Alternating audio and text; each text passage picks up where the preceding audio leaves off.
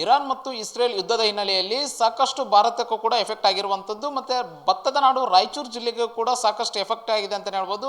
ಏನು ಅಕ್ಕಿಯನ್ನು ಇಲ್ಲಿ ತಯಾರು ಮಾಡಿ ವಿದೇಶಗಳಿಗೆ ಕಳಿಸುವಂಥ ಇಲ್ಲಿ ಮಾಲೀಕರಿಗೂ ಕೂಡ ಸಾಕಷ್ಟು ತೊಂದರೆ ಆಗಿರುವಂಥದ್ದು. ಇಲ್ಲಿ ಅಕ್ಕಿಗಳ ಇದು ರಫ್ತು ಮಾಡೋದು ಕೂಡ ಇದು ಸಂಕಟ ಆಗಿರೋ ಯುದ್ಧದ ಹಿನ್ನೆಲೆಯಲ್ಲಿ ಸಂಕಟ ಆಗಿರುವಂಥದ್ದು.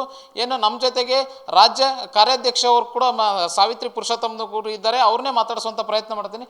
ಯಾವೆಲ್ಲ ಸಮಸ್ಯೆ ಆಗ್ತಾ ಇದೆ ಸರ್ ಯುದ್ಧದಿಂದಾಗಿ ಅಂತ? ಸರ್ ಹೆಂಗಂದರೆ ಭಾರತದಿಂದ ಹೊರದೇಶಕ್ಕೆ ಹೋಗ್ತಿತ್ತು ಮತ್ತು ಭಾರತದಲ್ಲಿ ಮಾರಾಟ ಆಗ್ತಿತ್ತು.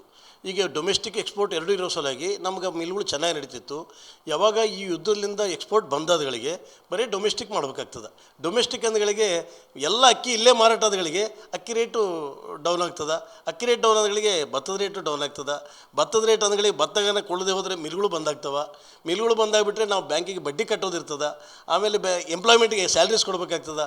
ಮಿನಿಮಮ್ ಕರೆಂಟ್ ಬಿಲ್ ಕೊಟ್ಟೋದಿರ್ತದೆ. ಇವೆಲ್ಲ ನಮಗೆ ಭಾಳ ನುಕ್ಸಾನ ಆಗ್ತದೆ ಈ ಯುದ್ಧದಿಂದ. ಅಲ್ಲ ಸರ್, ಇವಾಗ ಯುದ್ಧದ ಹಿನ್ನೆಲೆಯಲ್ಲಿ ಯಾವೆಲ್ಲ ದೇಶಗಳಿಗೆ ನೀವು ಅಕ್ಕಿ ರಫ್ತು ಮಾಡ್ತಿದ್ರ?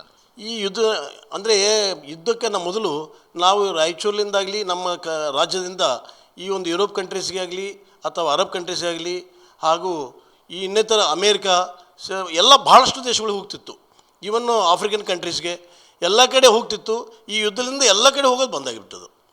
ಸರ್, ಇದು ಮುಂಚೆ ಕೂಡ ಯಾಕಂದರೆ ಇವಾಗ 15 ದಿನಗಳಿಂದ ಯುದ್ಧ ಶುರುವಾಗಿರುವಂಥದ್ದು. ಆದರೆ ನೀವು ಇವಾಗ ಯಾವ್ದಾದ್ರು ಆರ್ಡ್ರ್ ತೊಗೊಂಡಿರ್ತೀರಿ, ಅಂಥ ಟೈಮಲ್ಲಿ ಯಾವ ರೀತಿ ಸಮಸ್ಯೆ ಆಗ್ತಾ ಇದೆ? ಅಲ್ಲ, ಆರ್ಡ್ರ್ ತೊಗೊಂಡ್ರೆ ಗೌರ್ಮೆಂಟ್ನವ್ರು ಒಂದು ಸರ್ತಿ ಬಂದಾಗ ಬ್ಯಾನ್ ಮಾಡಿಬಿಟ್ರೆ ಆಟೋಮೆಟಿಕ್ ನಾವು ಅಕ್ಕಿ ಶಿಪ್ವರೆಗೆ ಹೋಗಿ ವಾಪಸ್ ಬಂದವು ಅಕ್ಕಿ. ನಾವು ಅಂದರೆ ಪೋರ್ಟ್ಗೆ ಹೋಗಿದ್ದವು ಅಕ್ಕಿ, ಅಲ್ಲಿಂದ ವಾಪಸ್ ಬಂದವ.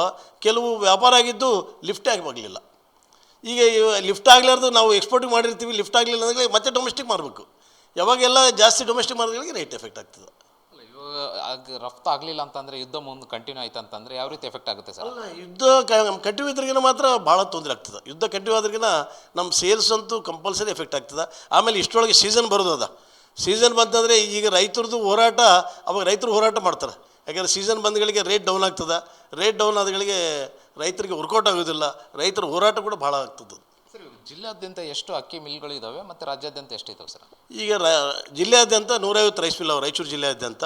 ಹಾಗೂ ಕರ್ನಾಟಕ ರಾಜ್ಯದಲ್ಲಿ ಸುಮಾರು ಒಂದು 2000 ರೈಸ್ ಮಿಲ್ ಇದ್ದಾವೆ. ಅಲ್ಲ, ಇದರಿಂದ ಮುಂದೆ ಇವಾಗ ಇಲ್ಲಿರುವಂಥ ಕಾರ್ಮಿಕರಿಗೂ ಕೂಡ ಸಾಕಷ್ಟು ಎಫೆಕ್ಟ್ ಆಗ್ತಾ ಇರುವಂಥ. ಹೌದು, ಯಾಕೆಂದರೆ ಮಿಲ್ಗಳು ಬಂದಾದ್ರಿಗೆ ಕಾರ್ಮಿಕರಿಗೆ ನಾವು ಎಲ್ಲಿಂದ ಇದು ಮಾಡ್ತೀವಿ? ಒಂದು ಪರ್ಮನೆಂಟ್ ಎಂಪ್ಲಾಯ್ಸ್ಗೆ ಪರ್ಮನೆಂಟ್ ಸ್ಯಾಲ್ರಿ ಕೊಡಬೇಕು. ಆಮೇಲೆ ಟೆಂಪ್ರರಿ ಇದ್ದವ್ರಿಗೆ ನಾವು ತೊಗೊಳೋದಿಲ್ಲ. ಅವ್ರಿಗೂ ಕಷ್ಟ, ಇವ್ರಿಗೂ ಕಷ್ಟ. ಅವ್ರಿಗೆ ಟೆಂಪ್ರರಿ ಇದ್ದವ್ರಿಗೆ ಅವ್ರಿಗೆ ಎಲ್ಲೇ ಬೇರೆ ಕಡೆ ಸ್ಯಾಲ್ರಿ ಸಿಗೋದಿಲ್ಲ. ಈ ಪರ್ಮನೆಂಟ್ ಇದ್ದವ್ರಿಗೆ ನಮಗೂ ಚೆನ್ನಾಗ್ತದೆ. ಇದಿಷ್ಟು ಇಲ್ಲಿ ಕಾರ್ಯಾಧ್ಯಕ್ಷರು ಮಾತಾಗಿರುವಂಥದ್ದು. Anil Kumar, guarantee news, Raichur.